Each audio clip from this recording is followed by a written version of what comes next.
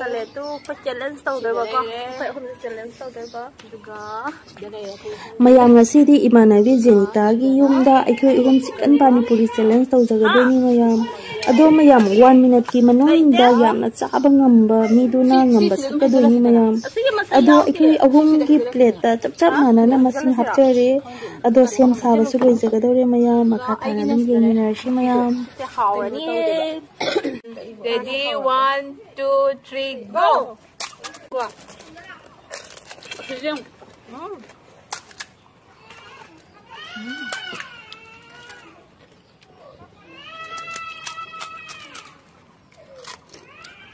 mình nữa là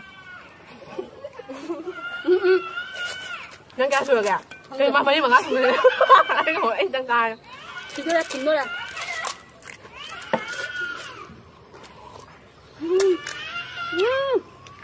ngon như gì cả ngầm nó biết thì chính mềm nha chính thì tôi đây rồi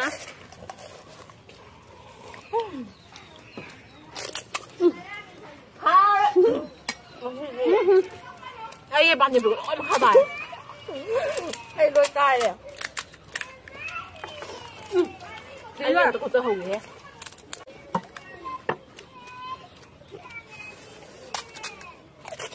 chứ phải tao nên không muốn chơi ra anh hồng nó sẽ phản cho vậy cái này để tao đời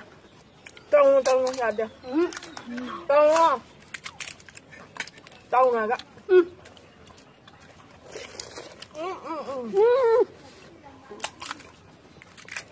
quá không cắn đấy hầu quá chân gì bữa nào ấy ghiền tạt rồi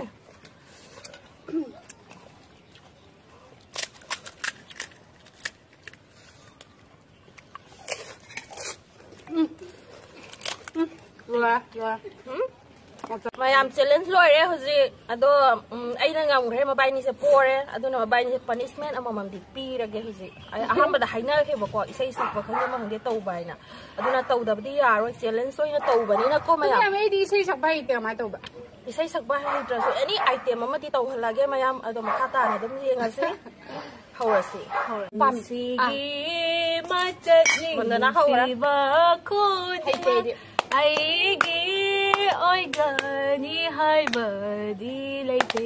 waro de kana so nong dam ba stai de de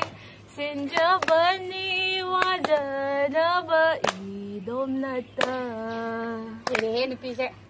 kap kanu ya da ba thamo pena ko je Jenita mama thon dang ngai ho re ngai se diam excellent oi re mam Jenita ho ro nangi thamoi sei được ba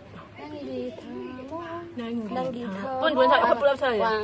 ai sẽ lại đúng rồi đâu không thấy ba bây giờ nó ai sẽ ra cái sao qua hồ đôi hay đi kia em thấy hay giờ đi em thấy hay đó challenge rồi bên nè sắc tập bây giờ tập được không nangi thamoi kan mali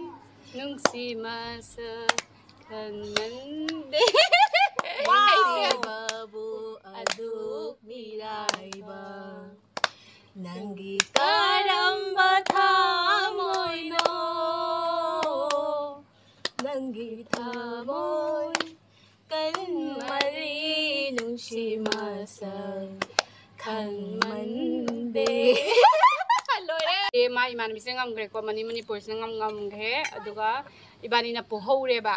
do po bagi chu akai sei sakto kre ngak sei heitane de sakchari ni ko mem no wa nokpi nu adda nokpi ge nu wari upi nu hai tare ana ba video mu pujra ke natra bari chu chele soi na tra ke ni ma tra ngam haude so bye bye thank you for watching bye bye